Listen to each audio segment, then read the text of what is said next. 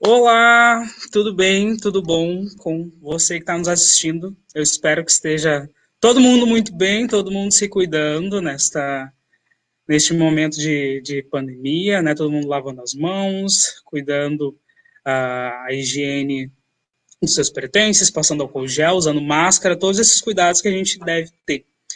Hoje nós temos o segundo encontro do nosso Estação Cultural neste modelo virtual. E o nosso tema é muito especial, é um tema que acredito que todo mundo vai gostar muito. A gente vai falar sobre Mário Quintana.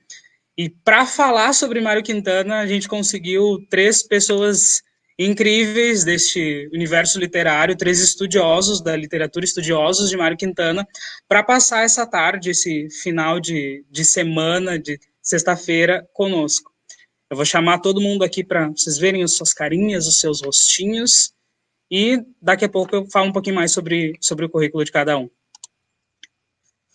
Oi, Sérgio, tudo bem? Alô, Elvio, tudo bem? Tudo André, bem? Olá. Sérgio. E o Jânio eu acho que ninguém deve conhecer, né? Ninguém que nos assiste conhece o Jânio. Jânio, quer dar uma palavrinha antes da gente começar? Claro.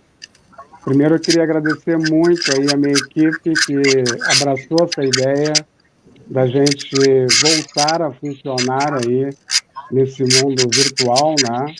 Buscando falar de literatura, incentivar as pessoas a lerem seus livros ou as trocas possíveis nesse momento de pandemia, né? Então eu queria agradecer muito também ao Elvio, né, que entrou na nossa equipe agora e trouxe esse gás aí, convidando esses amigos incríveis, né? Já é o segundo encontro e nós vamos ter agora hoje essa maravilha de convidados, todos apaixonados pela poesia do Quintana, como todos nós, né? Queria agradecer muito ao André, que está lá em Ilhéus, hein? Vida maravilhosa. Tive o ano passado aí e me apaixonei, né? É um lugar lindo, muita cultura, muito espaço bacana. Te agradeço muito por estar conosco aí, André. Não, eu agradeço. Queria agradecer também ao Sérgio, né? O Sérgio de Castro. Nós temos uma pessoa muito importante, uma amiga em comum, uma imortal, né, na verdade, né, a nossa querida Adila Rabelo. Eu fosse professor dela, fiquei sabendo essa semana. Minha amiga. E muitas vezes eu fui a Paraíba e nós conversamos muito sobre a história que ela pesquisou há muito tempo, né, que foi um grande mestre dela nessa área. E a Adila vai estar sempre entre nós, né, com a sua obra e com aquele carinho, aquela extrema e carinhosa pessoa que ficou nos nossos corações. Então é muito legal te ouvir agora, Sérgio, saber que a gente tem essa conexão aí. Muito obrigado também.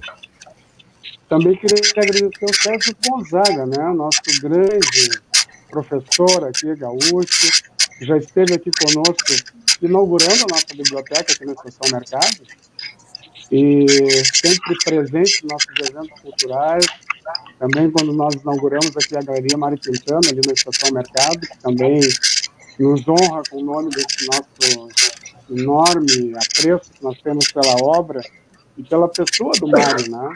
Claro. Então eu vim aqui só para dar esses recados, agradecer muito a presença de vocês, dizer que vai ser com certeza um grande papo e vou ficar aqui atento, tá bom? Um grande abraço a cada um de vocês. E, Léo, agora é contigo, tá bom? Parabéns aí pelo trabalho. Obrigado. Então, ficamos nós agora. Acho que antes da gente começar a conversar sobre o nosso tema, para quem está nos assistindo, conhecer um pouquinho de cada um dos três convidados, eu vou dar uma pinceladinha aqui do extenso currículo de cada um de vocês. Eu e o Elvio, vocês já conhecem da última live, então a gente já é da casa. Né? Mas então, começando pelo André, que é gaúcho, mas mora em Ilhéus hoje. Ele é professor titular no curso de Letras e do programa de pós-graduação em Letras da Universidade Estadual de Santa Cruz, lá em Ilhéus, na Bahia. Ele lidera também o grupo de pesquisa O Espaço Biográfico no Horizonte da Literatura, é consultor da CAPES, membro do GT Homocultura e Linguagens e dirigiu o programa de extensão Revisões do Cânone. Tem pós-doutorado em estudos literários pela URGS, é mestre e doutor em letras pela PUC aqui do Rio Grande do Sul, trabalhando na área de pesquisa de teoria da literatura, tem graduação em letras pela URCAMP e em história pela URI, o campus Frederico Westphalen. Então, já passou pela fronteira do estado também. Depois, a gente tem o Sérgio de Castro Pinto, também é outro convidado que está lá distante da gente aqui do Sul. Ele é poeta, jornalista e professor titular aposentado da Universidade Federal da Paraíba. A dissertação de mestrado do Sérgio e a tese de doutorado teve como tema Manuel Bandeira e Mário Quintana. Então, a gente está com uma grande figura nesse tema hoje. Tem muitos livros de poesia e muitos livros de ensaio publicados, entre eles Gestos Lúcidos, A Ilha da Ostra e O Cerco da Memória. Também conquistou alguns prêmios. Entre esses prêmios, tem o Prêmio Guilherme de Almeida, que é fornecido pela União Brasileira de Escritores, com o livro Zou Imaginário. E também conquistou o primeiro lugar no Festival de Poesia Falada, no Campus dos Goitacazes, lá no Rio de Janeiro, com o poema Camões Lampião. O Sérgio Gonzaga é o nosso conterrâneo que está nas nossas terras também, né, aqui em Porto Alegre. Ele é professor de literatura brasileira na URGS, foi já secretário de Cultura de Porto Alegre, de 2005 a 2012, coordena atualmente nessa secretaria a área de literatura e humanidades, lançou o livro Curso de Literatura Brasileira, a 7ª edição desse livro, e tem uma obra prevista também para ser lançada neste ano, uma próxima obra. De repente, talvez ele fale um pouquinho para a gente sobre esse próximo trabalho. Então, sejam todos muito bem-vindos, né? Reforço tudo que o Jânio já falou e o agradecimento por participar deste evento para a gente. É sempre muito legal trazer pessoas referência nos assuntos que a gente quer discutir. O nosso público da biblioteca gosta muito dessas atividades, participa bastante também, interage conosco. Com certeza vão mandar algumas perguntas aí para vocês, para a gente discutir. E antes da gente entrar nas perguntas e nosso debate em si, eu queria que cada um de vocês falasse rapidamente um pouquinho do seu trabalho. De repente a gente pode começar com o Sérgio, que é o que está mais longe da gente aqui, eu acho que a Paraíba fica mais distante. Mas a Paraíba e o Rio Grande do Sul tiveram juntas na Revolução de 30. Rio Grande do Sul, Paraíba e Minas Gerais, não é isso? Bom, eu, como você falou, eu sou professor aposentado da Universidade Federal da Paraíba. Tenho alguns livros publicados de poesia, o mais recente deles é Folha Corrida, que reúne minha produção, quer dizer, não toda, mas poemas selecionados, desde meu livro de estreia, Gestos Lúcidos, até o mais recente, 2014. Quer dizer, eu estreiei com 20 anos, então, em 2017, foram 50 anos de poesia, foi quando eu lancei Folha Corrida. Infelizmente, me aposentei, que eu gosto sempre do contato com pessoas jovens, é uma forma da gente rejuvenescer, mas, em contrapartida, estou lendo mais, produzindo mais e enfrentando essa pandemia sem perspectivas de sair dela. Mas vamos sair. Em linhas gerais, é isso, meu caro Leonardo. Um abraço. Obrigado. André, pode ser? Certo. Olá, também, como você falou, sou professor aqui na Universidade Estadual de Santa Cruz. Fica entre os dois municípios de Ilhéus e Itabuna. Nasci na terra do Quintana, assim como o Elvio, na cidade de Alegrete, e também escrevi poesia. A gente ultimamente a gente fica mais conhecido pelo trabalho com a crítica literária, mas escrevi poesia e estou produzindo uma prosa memorialística ou uma ficção memorialística. E achei importante falar porque eu acredito que tenha uma marca quintanesca bastante evidente nesse trabalho. E nós vamos ter a oportunidade de conversar sobre isso no decorrer desta live. Sim, obrigado, André. Sérgio. Bom, eu sou professor de literatura nativa ainda há mais de 50 anos e fiz muitas coisas também na minha vida, né? Fundei um jornal alternativo, tive livraria, fui editor, sou editor, fui diretor da editora da URGS, né? Criei 2, 3 editoras. Então, tenho muitas atividades. E aqui estou numa espécie de redenção, porque quando jovem militante político, sempre achava que o Mário Quintana era um poeta menor, né? Em relação a Drummond, em relação àqueles poetas engajados dos anos 60, né? Tipo Ferreira Goulart, sem dúvida nenhuma, o maior de todos, mas Jair Campos, Tiago de Mello.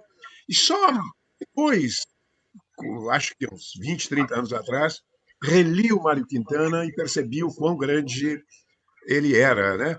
Aqui em Porto Alegre, o André sabe disso, os alegretenses sabem disso.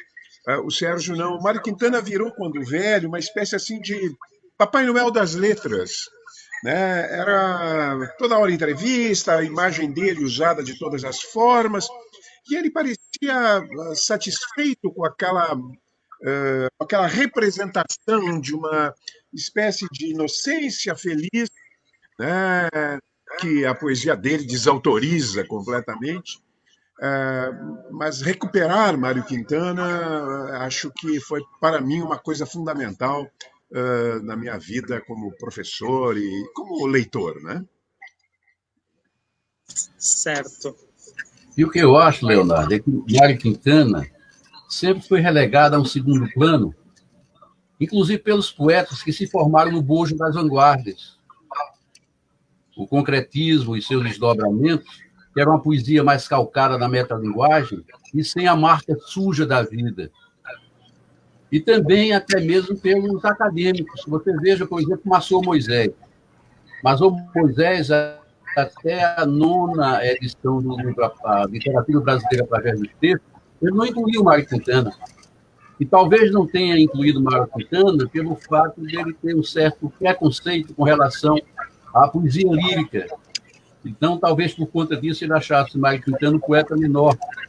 Eu dizia que a poesia lírica era a fase, assim, não do amadurecimento, o poeta ainda estava verde, o poeta só atingiria a maioridade quando articulasse uma poesia épica. Mas existem os líricos maiores, como Quintana, Manuel Bandeira. Eu acho, inclusive, que há um parentesco entre Quintana e Bandeira, na medida em que os dois exploram as coisas simples da vida, os subejos de Deus, vamos dizer assim, e sabem ambos extrair do velho o novo. É isso que faz Mário Quintana. Mário Quintana estreou com um poema, com um livro de sonetos, a Rua dos Cataventos. Então, por conta disso, pelo fato de ter revitalizado o soneto, muitos acharam que Quintana pertencia à geração de 45, mas não. Eu acho que a linguagem de Quintana é uma linguagem completamente antípoda, oposta à da geração de 45. A geração de 45, com raríssimas exceções, tinha uma linguagem meio pomposa, meio austera, circunspecta. Eu diria mesmo que Quintana, guardado as devidas proporções, foi o sonetista que o modernismo não teve. Porque se você olhar bem os sonetos de Quintana, são sonetos jocosos, brincalhões. Quintana elegeu o humor como uma espécie de pedra de toque de sua poesia, como fez Manuel Bandeira. Manuel Bandeira dizia, inclusive, que incorporou humor e ironia justamente para neutralizar o gosto cabotinho da tristeza. Isso não aconteceu com Quintana. Eu acho que Quintana, ele já foi assim, ele já tinha isso de uma forma bem orgânica, bem visceral. Então, eu lamento profundamente que, como diz o Cartunejar, quem descobriu Quintana foi a torcida, não foram os técnicos. Quem descobriu Quintana foram os leitores, não foram os críticos. Sérgio Millier, Wilson Martins, Nassau Moisés e outros. Alfredo Bose também. Omitem Quintana. Quando não, minimizam a importância de Quintana no contexto da poesia brasileira. Alguém tem mais algum comentário neste? Porque eu vou lançar uma primeira pergunta aqui, mais direta. Quintana, ele nasceu no Alegrete, né? Em Alegrete, no Alegrete, o pessoal do Alegrete lá, eu acho que gosta que diga que é no Alegrete. E passou parte da infância e da mocidade lá. Depois veio para Porto Alegre e terminou seus dias aqui. Essas duas cidades, elas se repercutem na temática poética do Mário Quintana? Como é que vocês percebem isso?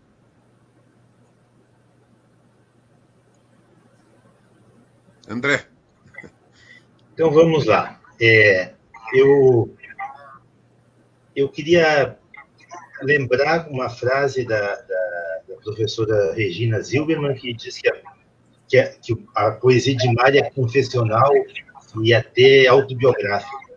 Eu chamaria também a professora Solange Fiuza para lembrar que é uma poesia memorialística, e eu diria ainda que é uma poesia geofísica, porque a gente consegue identificar esses lugares por onde Mário passou, e como o Sérgio falou, que foram midiografados, né? A mídia mapeou aquele território de Quintana em Porto Alegre, né? O território de Alegrete, ele é pouco menos midiático, né?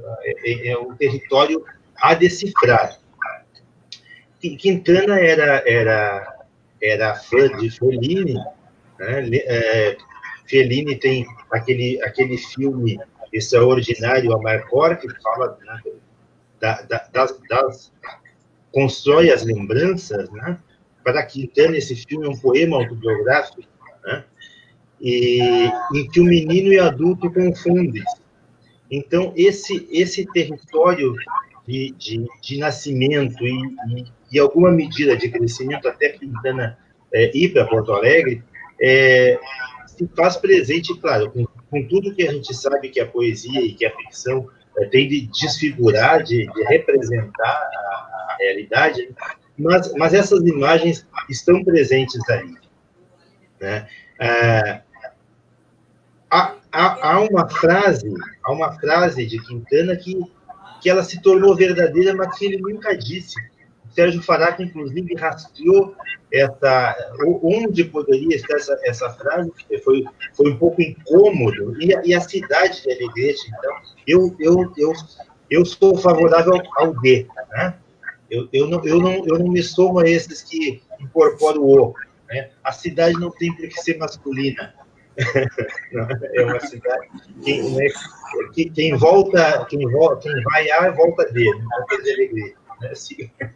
Nesses termos eu sigo a gramática, né? Mas é aquela frase que ficou famosa, que, embora ela não tenha sido dita, ela foi atribuída e gerou uma antipatia de Quintana com a cidade, que é: quem não é fazendeiro é boi.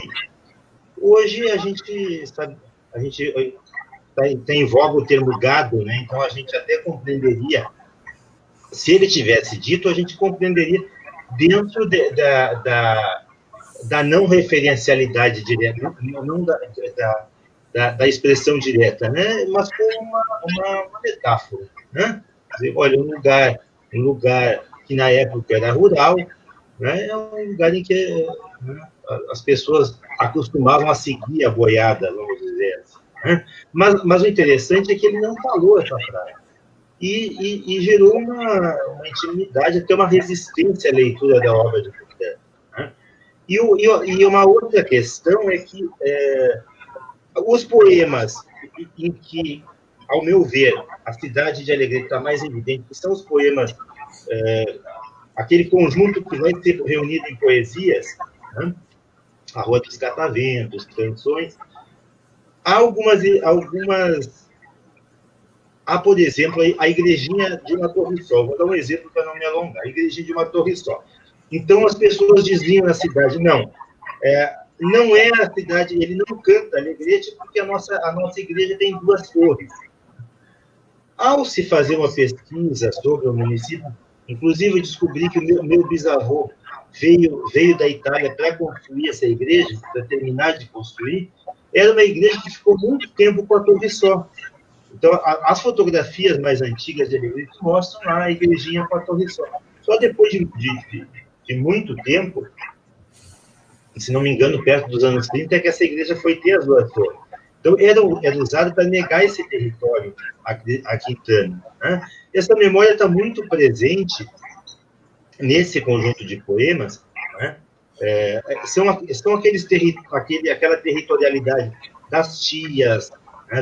Das tias velhas, da recordação, das cadeiras nas calçadas, da igrejinha, dos burritos na praça, né? Do napolitano, aquele que uma canção napolitana, né? Na minha rua, um menininho doente, enquanto outros partem para a escola.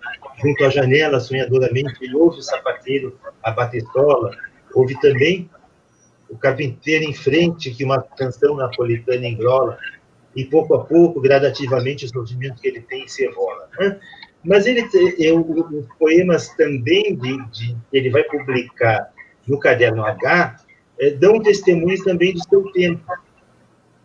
Se aqui a gente nota o espaço, né, a gente vai notar o tempo que, quando ele diz, por exemplo, sobre a década de 70, que a esperança é um urubu pintado de verde. Né? Porque várias vezes Quintana foi acusado de não ser um poeta, não falar da questão social. Né? Então, eu rastreei um poema que vai nos mostrar que não era bem assim, né? E então, lá em 68, quando o Quintana já é reconhecido, inclusive nacionalmente, quando a prefeitura vai homenagear com aquela placa que está lá na praça até hoje, a frase que ele dá para colocar na placa é: um engano em bronze é um engano eterno. Eu tenho um pouco mais de tempo, eu não estou controlando. Não, pode, a gente está cuidando aqui. Ah, tá certo. Então, esse cenário de Quintana é o cenário compreendido onde ele transitava em Alegrete, pela intersecção de 2 ruas, que são Andradas e a Gaspar Martins. É aquele tempo em que o cachorro da casa era grande personagem. Eu vou usar os fragmentos de poemas, não vou dizer onde estão, né, para não ocupar o tempo. Né? Vou falando os fragmentos de poemas. Né? Aquela casa em que a conversa de velho é cheia de parênteses, e esses parênteses são cheios de parentes, né? Em que a recordação é uma cadeira de balanço embalando sozinha. Né? E esse território também vai apresentar alguns lugares, que são o cinema, a sorveteria, as revistarias, e essas personagens que pululam na obra de Quintana, principalmente no Caderno H, faroeste, filmes japoneses, Charlie Chaplin, o rádio, a televisão, os jogos, as brincadeiras, os velhos, as velhinhas, os circos, Frankenstein, as inventoras de mundo, Conde Drácula e as novelas policiais, Menino Jesus e outros meninos, todos esses que se encontram no Caderno H e que a gente pode acreditar que, de alguma maneira, inspiradas nesse território. Né? Esses anos, o ano em que Quintana foi reconhecido pela cidade, né? 68 é o ano do AI-5, né? Eu acho importante a gente lembrar nessa data, né? Dada a conjuntura que estamos vivendo, e no Caderno H, Quintana diria que haveria de chegar um tempo em que os militares inventarão um projétil tão perfeito, mas tão perfeito mesmo, que dará a volta ao mundo e os pegará por trás. Bom, para encerrar, eu queria contar só o meu encontro com Quintana, que foi na leitura, como estava dizendo o Sérgio, eu estava na torcida, né, eu fui desses leitores da obra infantil dele, do Pé de Pilão, né, e na escola, quando se tratava de uma comemoração do Quintana, uma comemoração de aniversário dele, né? Além de ler os livros, a gente ilustrava em aula. Né? Então, eu saí do colégio com a cartolina, uma ilustração do Pé de Pilão, aquela do passarinho, né? aquele episódio do passarinho ali. Passarinho saiu, bicho assim nunca se viu, com 3 penas no topete e no rabo apenas 7. E quando eu estou dobrando a esquina para vir para casa, eu encontrei o Quintana, quando ele completava 70 anos. Né? Eu achei, então, que aquele bom velhinho, como lembrou o Sérgio, aquele bom velhinho que aparecia na mídia, fosse ficar muito feliz com a ilustração, fui mostrar para ele. Ele saiu numa disparada, não me deu a mínima bola, né? E depois, isso não fez com que eu desgostasse da obra dele. Pelo contrário, depois fui lendo os outros poemas que não eram infantis, né? Mas depois, a Helena Quintana, numa palestra em Porto Alegre, contempla, né, essas duas faces, né, a imagem da mídia e depois o Quintana no cotidiano. Né? Bom, muito tempo depois, nos 80 anos, eu fui pegar o autógrafo e ele escreveu ao velho amigo, né? Ele colocou ao velho amigo. Eu acho que inconscientemente eu lembrei dessa cena e disse para ele: mas velho é o senhor. E ele disse: então eu vou corrigir. No autógrafo ele colocou ao velho amigo desse amigo velho. Então eu queria... Claro, tem várias outras cenas que mostram que essas imagens da infância estão presentes, mas eu não quero me alongar aqui para a gente poder compartilhar essa conversa. Certo, então. Obrigado, André. Bom, entro eu? Posso falar, Leonardo, daqui? Pode. Estás me ouvindo? Às vezes fica... eu não quero entrar em conflitos com alegretenses. Temos aqui o André, eu acho que o Elvio também é do Alegrete, Sérgio Faraco. No Alegrete, quem não é poeta é músico, quem não é músico é revolucionário na moda antiga. São Sérgio Castro, quando você conheceu o Alegrete, são pessoas generosas, hospitaleiras. Nós sempre devemos ter cuidado, porque sempre andam com um punhal, uma faca, como o Sérgio Faraco, como o Elvio Vargas, como certamente o André anda. Eu tenho a releitura que fiz do Quintana, eu cheguei a uma conclusão exatamente ao avesso. Não que Alegrete não esteja presente, como Porto Alegre, mas sob forma de inúmeras mediações, de uma escada de mediações. Eu acho que a cidade pequenina, a cidade com anjos no telhado, a cidade dessas praças vazias, dessa igrejinha, como o André lembrou, de uma torre só, é muito mais uma alegoria de uma cidade do passado, é muito mais uma alegoria de uma cidade morta, porque, ao mesmo tempo, essa cidade, fora nesses que, como bem colocou o Sérgio Castro, tem um humor, né? Sempre tem um humor, uma ponta de humor. É um mundo, me parece, simbólico de algo que se perdeu, de algo que não faz mais parte direta da presente e diante do qual, nessa cidade, estão seus amigos mortos, as amadas. É uma cidade como um baú, como aquele baú de espantos que ele abre essa cidade mais talvez imaginária, ainda que tenha um lastro real. É a mesma coisa com Porto Alegre. Ele tem várias referências a Porto Alegre. Tem um poema, o André sabe, o Elvio também, o Leonardo também, o Sérgio talvez não, chamado Um Mapa, que virou aqui em Porto Alegre assim, a referência de Mário Quintana. E, ao mesmo tempo, a referência sobre Porto Alegre. É bem claro, ele fala pelas ruas de Porto Alegre.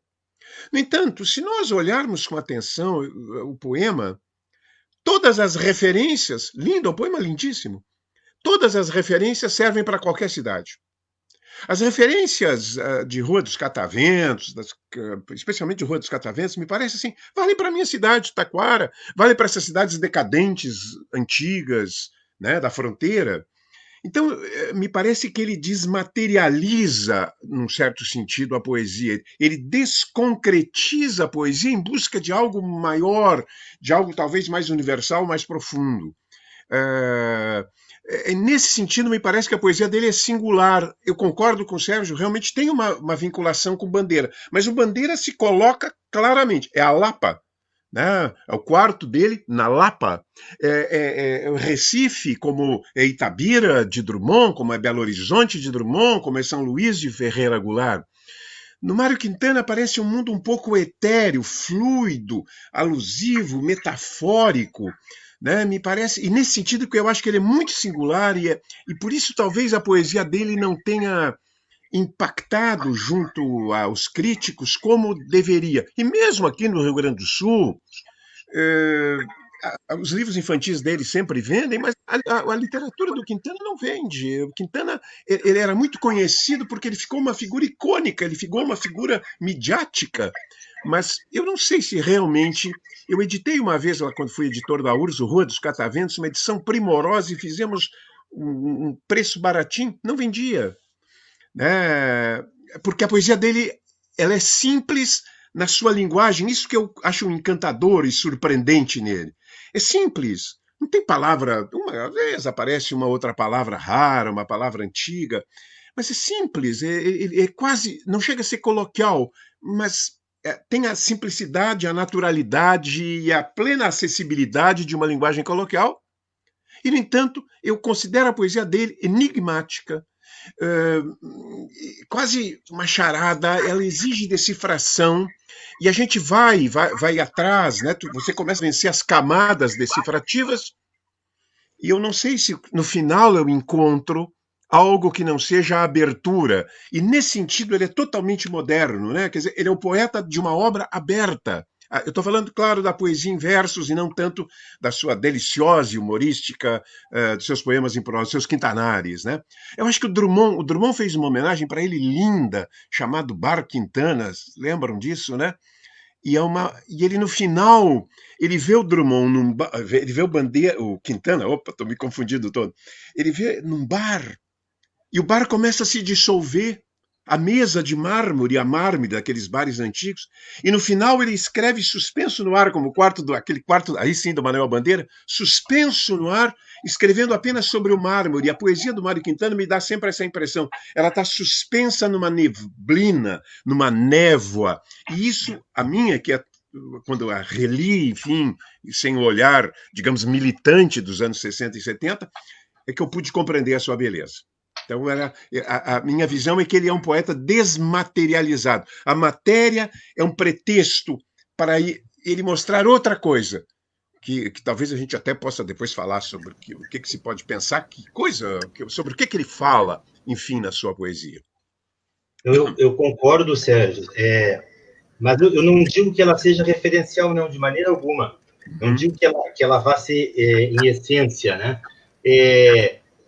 inclusive porque a palavra, o nome da cidade, praticamente só aparece numa marcação lá quando antes dos poemas serem publicados em livro da Rua dos Cataventos, quando ele publica na revista, que ele coloca a data Alegrete, né, a data de tal, né? Eu não digo nesse sentido de que eu concordo absolutamente contigo que se a gente, as referências onde há, se a gente tirar, elas vão servir para qualquer outro lugar, do Rio Grande do Sul, do Uruguai, da Argentina, naquela região, e do Brasil, mas eu acho que é como depoente dessa nossa modernidade periférica, não é? Eu trouxe esse caso da igrejinha, né, porque as pessoas procuravam essa referência e negavam a referência. Claro que a referência direta não vai existir, mas ao falar, né, ao trazer essas imagens, né, que são da infância, da juventude, né, acabam se transformando nas imagens compartilhadas né, como você colocou bem, por uma determinada comunidade. Né? Acho que o Sérgio Castro, nosso querido paraibano. O nosso amigo André falou a respeito do social em Quintana, né, do aspecto político, que não aparece tanto. Aí, se vocês me derem permissão, tem a Tânia Franco Carvalhal, ela escreve: o social em Quintana não está designado pelo poema, é o poema. E mais adiante, embora o poeta manifeste o desejo de não doutrinar, ele expõe as questões fundamentais. E mais adiante eu falo sobre isso. Eu digo que Quintana, na verdade, ele não se deixa contra os problemas sociais. Estes não adquirem contornos mais definidos em Quintana, porque na sua obra o social não está designado pelo poema, é o poema. Além do mais, o sentimento do mundo de Quintana passa necessariamente pelo crivo de uma visão intimista da realidade, o que embarga a fatura de uma poesia de cunho meramente doutrinário, ou seja, os jargões, as palavras de ordem, o proselitismo não encontram guarida nos seus poemas, pois para ele o social extrapola os estreitos limites dos credos políticos e religiosos para abranger em toda a sua plenitude os atos mais comezinhos e prosaicos da existência humana. Eu lembro de um poema dele que eu acho muito interessante, que é Nabucodonosor, um poema em prosa em que ele diz: o nome de Nabucodonosor é belo como um cortejo religioso. O triste é que os seus súditos, para abreviar, chamavam-no simplesmente de Bubu. Então, o porta-voz que eu digo aqui nesse meu livro, que foi até editado pela Unicinos, editor Unicinos aí do Rio Grande do Sul, que originalmente minha tese de doutorado, eu digo, ou seja, porta-voz dos súditos do rei da Babilônia, cumpre a Quintana demolir o porte catedralesco, litúrgico e régio do nome Nabucodonosor, para só então enxergá-lo nu, despido das muitas letras perfiladas e contritas que lembravam um cortejo religioso. Tal processo, para alguns estudiosos, poderia suscitar o emprego da teoria da carnavalização de Bakhtin. Então, ele finda por destronar o nome Nabucodonosor para abreviá-lo ou reduzi-lo a um simples e nada majestático apelido, Bubu. Tem coisa mais ridícula do que isso? Ele mostra que o rei está nu. É como diz Cortázar.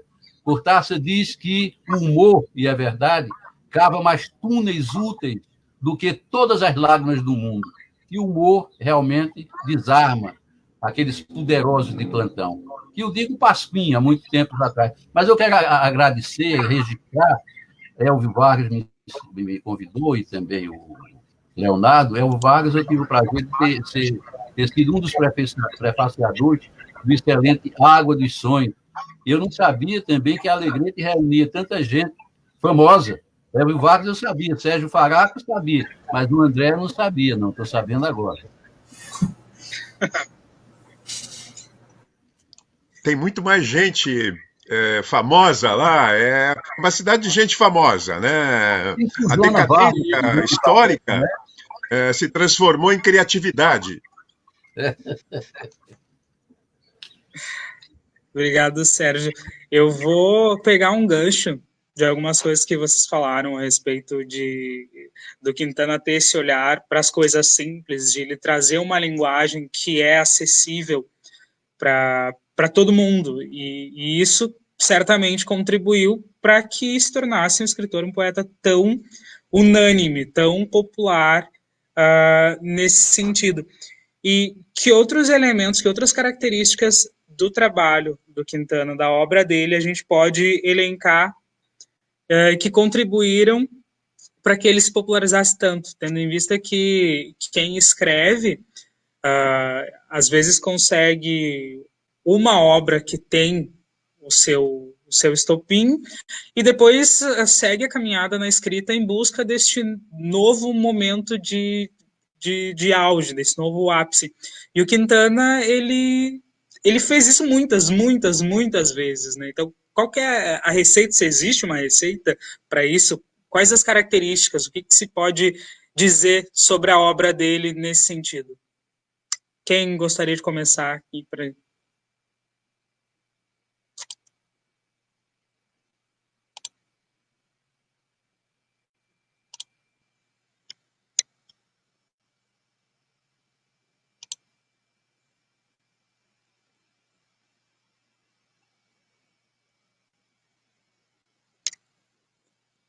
Eu acho que o Sérgio ia falar, mas está com o microfone fechado, Sérgio. E eu não estava conseguindo desmutar aqui nenhum de vocês. Eu não vi direito, Leonardo, a sua pergunta, eu não vi o que foi. Consegue me ouvir melhor agora? Agora sim. Então, eu estava questionando a respeito das características que a gente pode identificar no trabalho do Quintana para ele ter se tornado tão popular e ter tantas obras de sucesso, por assim dizer. Eu acho o seguinte, Quintana diz que gaseou todas as escolas literárias, mas, na verdade, vários ismos confluíram para a obra dele. Quer dizer, Quintana, no primeiro momento, foi Parnaso simbolista, mas, aos poucos, paulatinamente, ele foi articulando um discurso, se não tributário a 22, mas um discurso moderno. Quintana foi, inclusive, surrealista. Então, tem uma fase de Quintana que ele é surrealista, não surrealista radical, de carteirinha, empedernito, mas um surrealista na medida que ele, vamos dizer assim, dá cambalhotas do ilógico dentro do lógico, ou cambalhotas do lógico, por aí. Então, eu acho que Quintana abriga na sua poesia várias vozes, né, várias manifestações poéticas, e a simplicidade de sua poesia, às vezes uma aparente simplicidade, porque, às vezes, ele está exigindo do leitor uma certa concentração. Então, eu acho eu acho, inclusive, também, que Quintana precisa ser mais lido. Né? A crítica, aos poucos, agora, paulatinamente, é que está reconhecendo, vamos dizer assim, a importância de Quintana no contexto brasileiro. Então, são determinados poemas de Quintana que são muito citados, né? Aqueles que atravancam o meu caminho, eles passarão, eu passarinho. Mas a obra de Quintana precisa ser conhecida como um todo, de forma integral, porque só aí, então, se poderá mensurar a grandeza de Quintana na poesia brasileira. Certo. Eu queria também agradecer ao Elvio Vargas, além desse convite para esta live, foi quem me apresentou o Sérgio de Castro Pinto. O Sérgio me enviou o livro, né? Muito gentilmente. Eu agradeço também ao Sérgio e que pôde clarear, né, várias questões. Essa questão de ele não se filiar a exatamente uma geração, e quando um rótulo muito corrente de sua poesia como neossimbolista, né? E que a gente vai ver que no Brasil o simbolismo ainda estava de alguma maneira atrelado ao século XIX,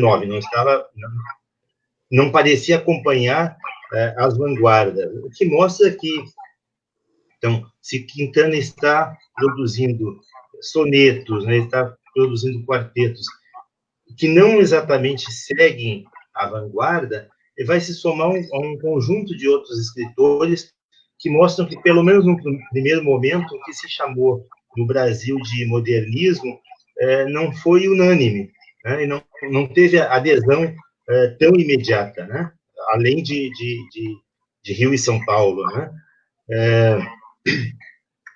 Então, à medida que ele vai sendo um leitor dessa tradição clássica, e aí entra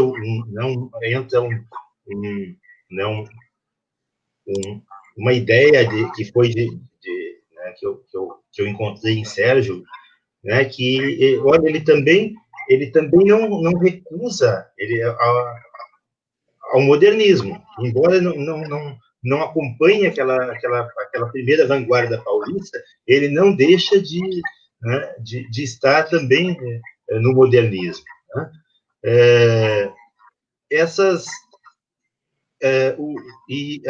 As publicações, os sonetos que ele publica em livro em primeiro lugar, né? Depois vai publicar em segundo lugar em livro as canções.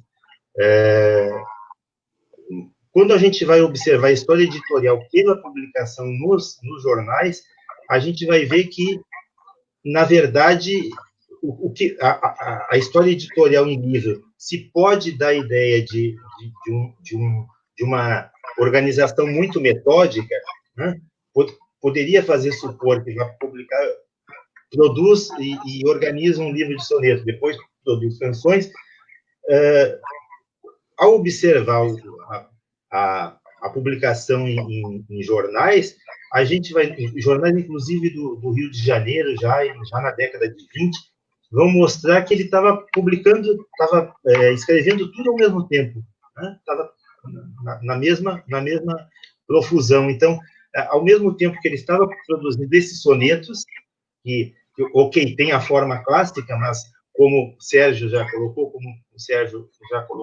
tem aquela dicção muito própria, ele também já está escrevendo os quartetos e também já está escrevendo um tipo de produção muito próxima àquela do Caderno H, que é a prosa poética, né? O mais difícil mesmo, segundo Quintana, seria a arte de desler, né?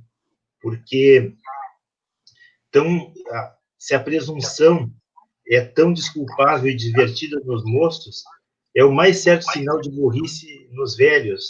O verdadeiro fruto da árvore do conhecimento é a simplicidade. Então,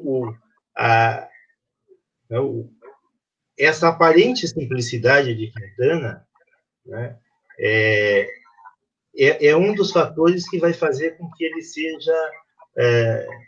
seja um fenômeno midiático, vamos dizer assim, porque as agendas, né, Sérgio, as agendas venderam muito.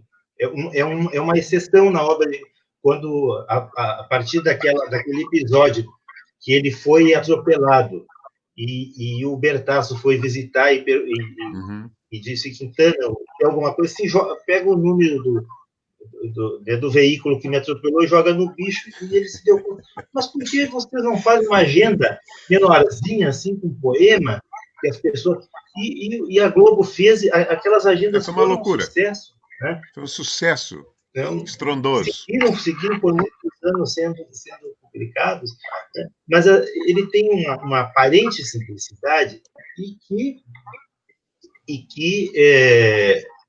esconde, ou que oculta para ser revelado, né, uma profundidade, né, filosófica, histórica, né, de intertexto da literatura, de outros diálogos que ele provoca, né. Um exemplo é: nunca dês nome a um rio, sempre é outro rio a passar, nada jamais continua, tudo vai recomeçar, que ele está indo para os pré-socráticos, né, para Heráclito, né? E o que eu estou preocupado hoje com o exemplo de Quintana é porque a gente está notando uma determinada mudança de linguagem, né? Aquela mudança que o próprio Quixote, que o próprio Cervantes detectou em relação e produziu o Quixote. Olha,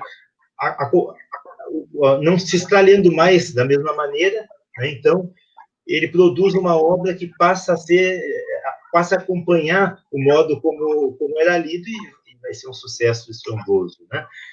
Eu acredito que a gente também está vivendo a gente já não, essa meninada já não está lendo mais da maneira que a gente aprendeu a ler, né?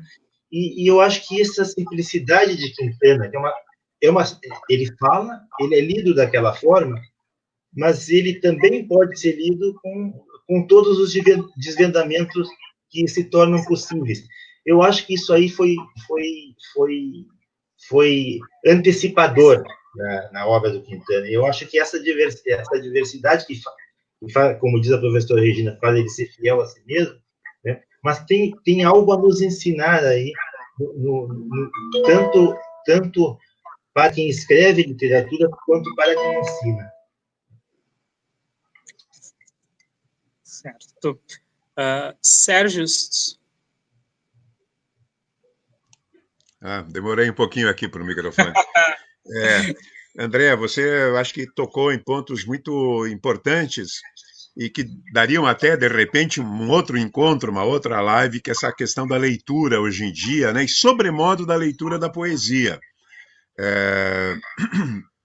A poesia, aliás, no século XX, né, ela começou, ela pouco a pouco deixou de ser lida, ela se tornou e o medo da gente é que a própria literatura se transforme naquilo que é a poesia é hoje, um pequeno núcleo de iniciados.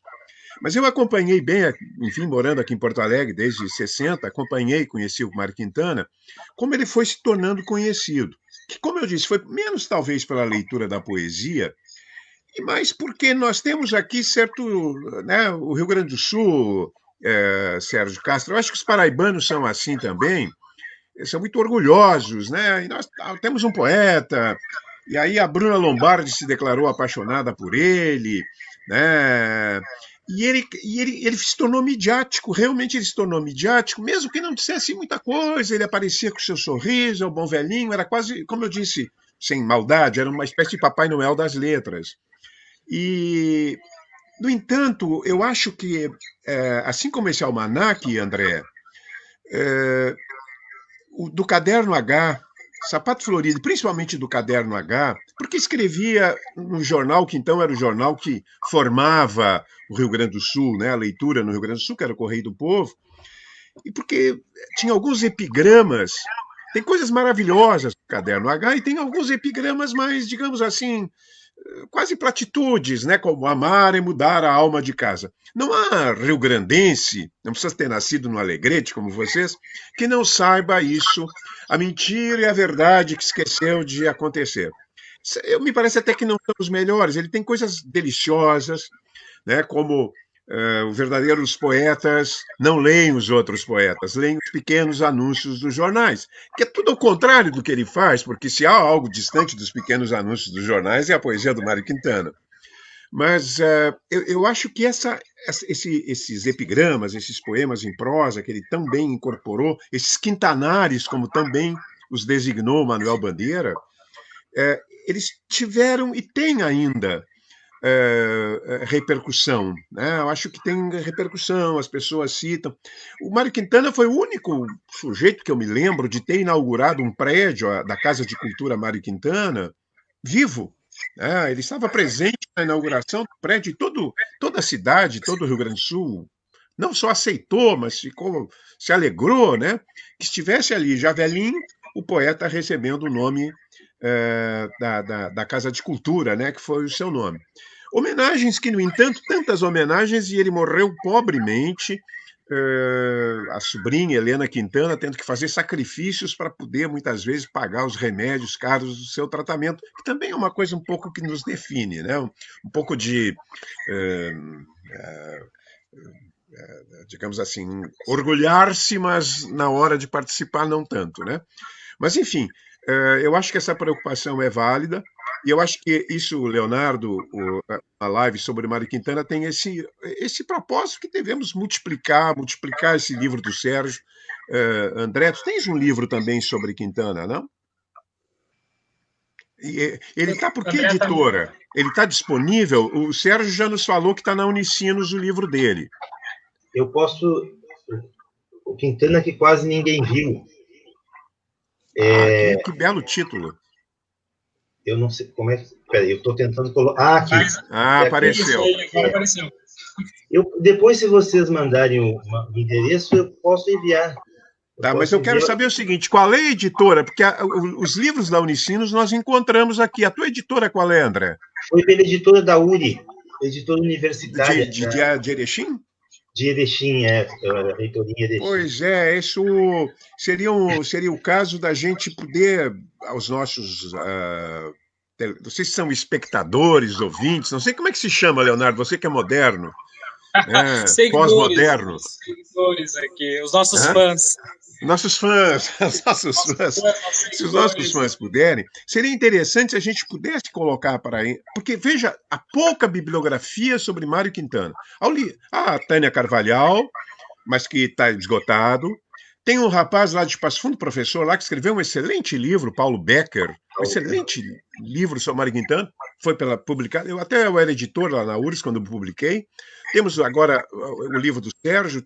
É preciso também que haja, para que os professores se preparem para ensinar, porque realmente nos manuais, você tem razão, não é só o Moisés, o Bose, eu nem me lembro, acho que faz uma en passant, põe o nome do Mário Quintana, né, que é um livro básico, né?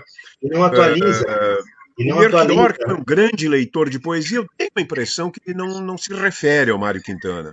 Né? Não posso garantir assim, né? Não se refere. Então, livros como os que vocês publicaram são importantes para que aqueles que aqui estão nos assistindo e são professores possam ter um material para conseguir mostrar a riqueza, a complexidade. Quer dizer, o Mário Quintana é mais do que um simples elaborador de frases graciosas, ele é um grande poeta.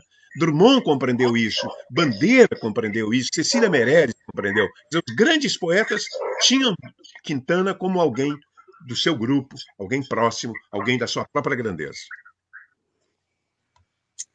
Muito bem. Deixa eu só comentar aqui um parêntese com vocês, que o André tem muitos fãs. Tem muitas pessoas que estão comentando. O André deixou um rastro aqui. Na nossa live aqui, que querem o livro dele, que é muito bom ouvir ele. Olha, o André tá cheio de fãs. E os alegretenses são muito solidários, viu, Leonardo? Os alegretenses, onde estiver, qualquer parte do mundo, um alegretense ama outro alegretense. Não, brincadeira, o André é altamente qualificado, claro. Eu fico tranquilo, porque eu estou aqui junto a esses gigantes, né? Estou aqui junto a esses gigantes, né? Então já me encaminho mais tranquilo. Sim.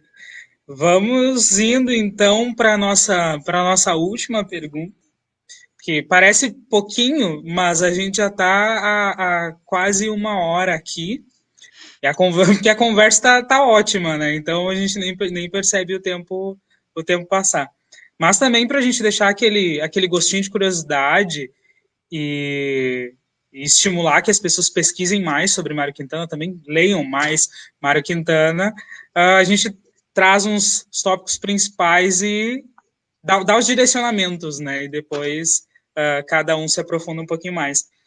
E para a gente encerrar, eu acho que é interessante de ouvir de cada um de vocês, trazendo o nome do nosso evento, qual é, então, o legado de Mário Quintana. A gente consegue definir isso? A partir dos estudos, da compreensão, da experiência de cada um de vocês, como é que se pode definir o legado de Mário Quintana?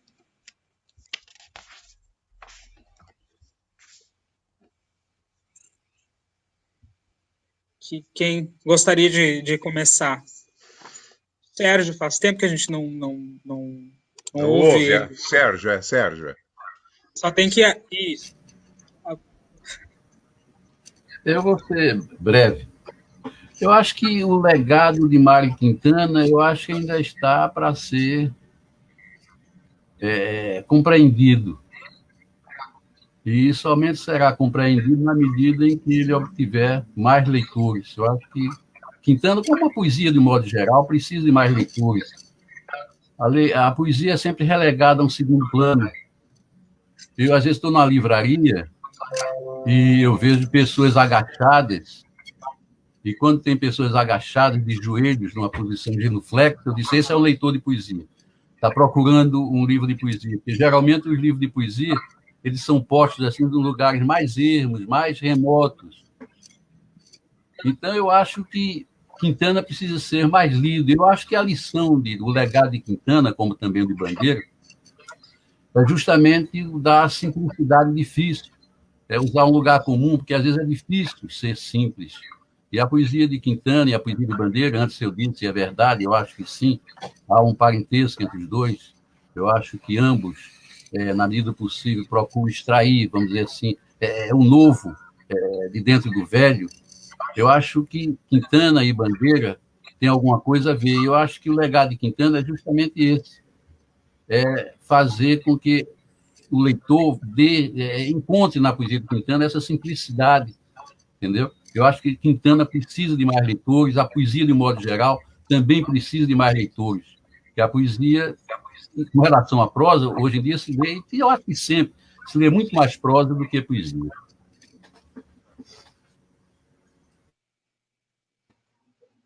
Eu vou seguir também. Eu vou seguir. Sérgio? Não, a gente pode seguir, André. Então, eu vou seguir o que falou o Sérgio e também o que Sérgio tinha falado antes. Né? Eu acho que é essa aparente simplicidade, né, que permite uma série de desvendamentos. Né? Ele também ele te encaminha, né? Quintana te encaminha para que se negue toda e qualquer referencialidade, mas você pode encontrar uma determinada referência, né, como o exemplo da Torrezinha. Né? Encontramos essa referência, mas que coloca numa determinada... né, deixar claro que não é um dado histórico, fixado, né? Mas faz com que seja reconhecido por uma comunidade de leitores, né? de leitores de um determinado tempo. Eu acho que é importante nessa modernização do modo como acontece na América Latina, né? E mostra esse processo de formação do público leitor. Há uma riqueza na obra de Quintana para mostrar isso aí, a incorporação social do escritor, né, ao atuar em grupos que vão formar determinados sistemas de produção, de circulação, de recepção da literatura. Né? Tem um livro, voltando ao que o Sérgio falou, um livro da Neia Castro, que nunca mais foi publicado, mas ele tem as informações que tem ali, é um dos lugares onde as informações são mais corretas, né? Tem há pouco, tem uns 10 anos, Os Dançarinos do Arame, é uma dissertação brilhante, uma leitura de Quintana pela Escola de Frankfurt, que também não parecia ter havido no Brasil. Né? Então, eu acho que ele propicia esses desvendamentos dentro e segue sendo atual dentro hoje na contemporaneidade do século XXI, né? E que eu acho que ele faz jus àquele soneto da Rua dos Cataventos, quando ele vai dizer que estrada fora posso seguir, mas ai, embora idade e senso aparente, não vos iluda o velho que aqui vai. Eu quero os meus brinquedos novamente.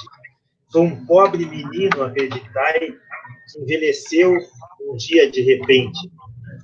E nesse livro que nós publicamos, que tem pesquisa no periódico Ibirapuitã, né, a pesquisa que deu dos sonetos que deram origem à Rua dos Cataventos e ao Espelho Mágico, tem um belo poema do Elvio Vargas, que eu acho que também define essa diversidade fiel à figura do escritor, a figura do poeta na modernidade, né? E essa simples, que é a Torre do Sono. Vai, Mário, vai assim, deslizando entre os dedos, o vento de vidro da infância. Vai contigo o carrilhão da vida escoltado pela fúnebre orquestra dos grilos. Vai, Mário, vai assim, carregado pela alma de cristal, da tua cidade de brinquedo. Vai com este jeito infinito de quem solta moedinhas no rastro das manhãs. Vai para Bizâncio, lá não dormem os pássaros, nem os poemas. Vai, poeta, a morte é a torre do sono.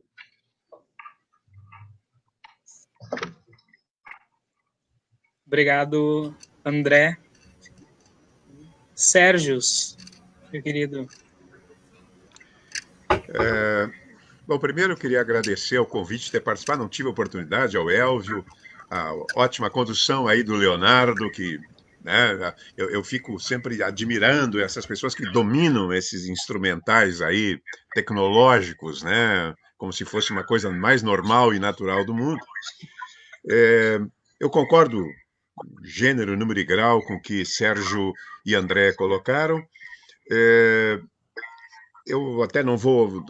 acho que o legado... Eu vou também ler um poeminha que eu gosto muito, O Bar, e onde me parece que todo o Mário Quintana está um pouco sintetizado na sua linguagem acessível, no seu...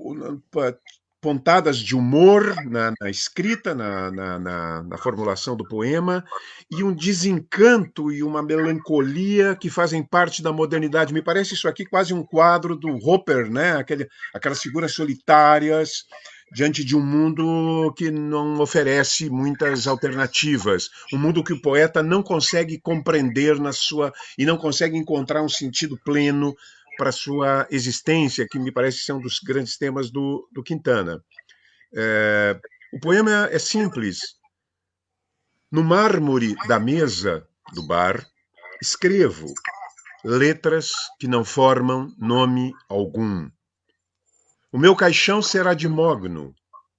Os grilos cantarão na treva.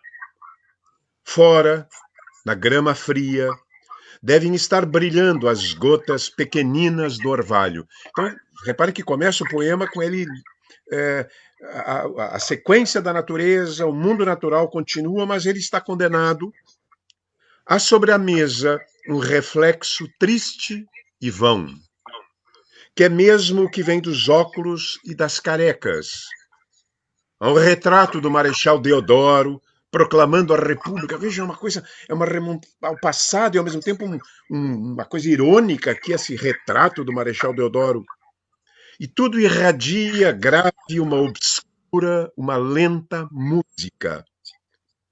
Ah, meus pobres botões, eu bem quisera traduzir para vós 1 ou 2 compassos do universo. Infelizmente, não sei tocar violoncelo. A vida é muito curta mesmo, e as estrelas não formam nenhum nome, quer dizer, as estrelas não apontam nenhum caminho, nenhuma alternativa para o poeta. É melancólico, mas é lindo isso aqui, né? É belíssimo. Isso é Mário Quintana, né? Poesia transcende, né? Também o seu significado, né? A poesia é essa música, né? Essa sonoridade, são essas imagens belíssimas e que nos restauram, né? Alguma coisa perdida, algum elo perdido, alguma comunhão perdida que temos com a humanidade, com o universo. Mário Quintana nos oferece isso, né? E quem lê-lo certamente terá o prazer de encontrar aquilo que nós 5 aqui, encontramos nessa magnífica poesia. Leonardo, muito obrigado. Eu só queria falar, corroborando o que o Sérgio falou, com relação aos personagens, vamos dizer assim, de Quintana e de Manuel Bandeira.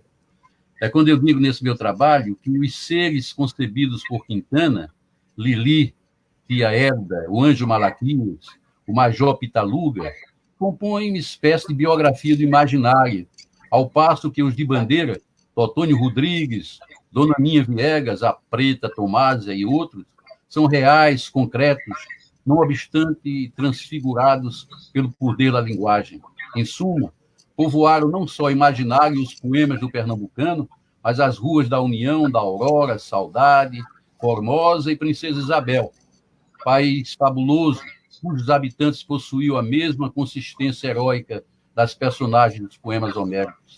Em ambos os casos, porém, as criaturas integram a mitologia pessoal dos seus criadores.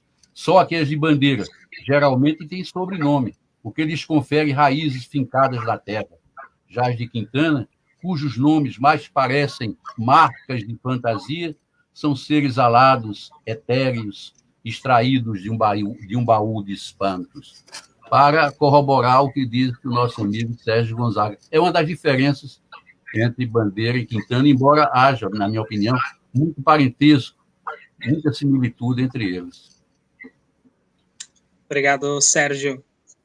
Então vamos, infelizmente, a gente vai para os nossos encaminhamentos finais aqui, encerrando, que com certeza, se tivéssemos tempo, se a gente pudesse fazer isso, ficaríamos mais umas 2 horas aqui conversando a respeito disso, ouvindo vocês três trazendo histórias tão interessantes, trazendo um conhecimento tão importante para todo mundo que é brasileiro, né? Eu estou vendo pelos comentários aqui que tem pessoas que elogiando o evento, elogiando todos os nossos convidados, falando que se sentiram estimuladas a procurar mais sobre Mário Quintana. Teve uma prof que comentou aqui também que gosta muito, que ama Mário Quintana. Então, com certeza a gente está fazendo um trabalho bacana e a participação de vocês nesse evento foi sensacional. Agradeço mais uma vez por terem aceito o convite. Elvio, quer fazer um encerramento, um comentário final aqui para a gente?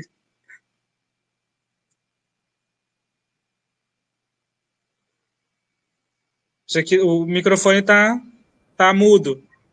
Tá mudo? Putz. Agora voltou. Agora... Deu certo? Estão me ouvindo?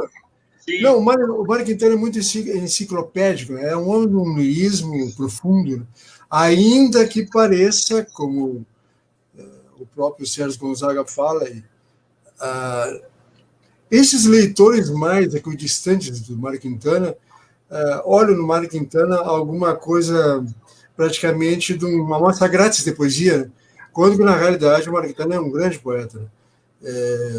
Eu, quando escrevi esse poema, Torre do Sono, eu tive que fazer um planejamento do lado da ludicidade do Mário Quintana, esse lado mobile, né, das aliterações, da musicalidade dele, junto com esse lado que às vezes parece velado, mas é um lado metafísico. Né?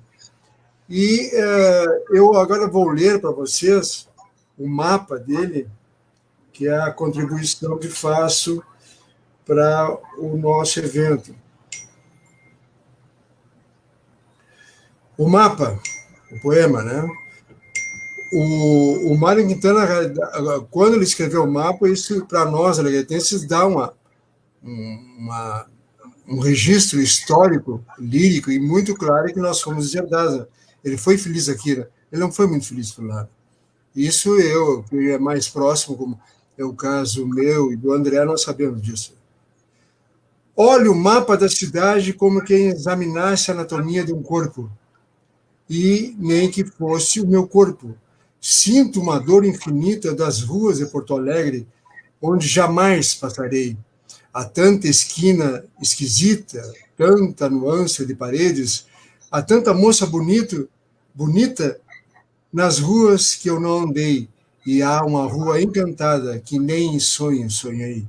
Quando eu for um dia desses, poeira ou folha levada no vento da madrugada, serei um pouco do nada, invisível, delicioso, que faz com que teu ar pareça mais um olhar, suave mistério, amoroso, cidade do meu andar. Desde lá tão longo andar, e talvez do meu repouso. Olha, esse poema é um amor não só para a cidade, é um amor para o mundo. Né?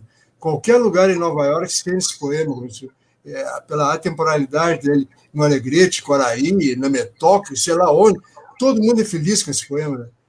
Né? Me despeço dos amigos também, e do Mário, com esse poema. Obrigado, Elvio. Então, a gente vai encerrando por aqui. A gente agradece cada uma das pessoas que está nos assistindo. Espero que vocês tenham gostado deste evento, desse nosso encontro aqui para trazer um pouquinho da poesia e da literatura de Mário Quintana. Espero também que vocês continuem nos acompanhando os nossos próximos eventos. Mês que vem a gente tem live de novo, né? Então, fiquem por aí, acompanhem os nossos conteúdos, cuidem-se, né? Saiam de casa somente se precisarem, usem álcool gel, higienizem as mãos, usem máscara. E um ótimo final de semana, uma ótima sexta-feira, um bom final de semana para todo mundo. Tchau, tchau. Vamos encerrando por aqui. Tchau, tudo é bom. Muito grato. Tchau.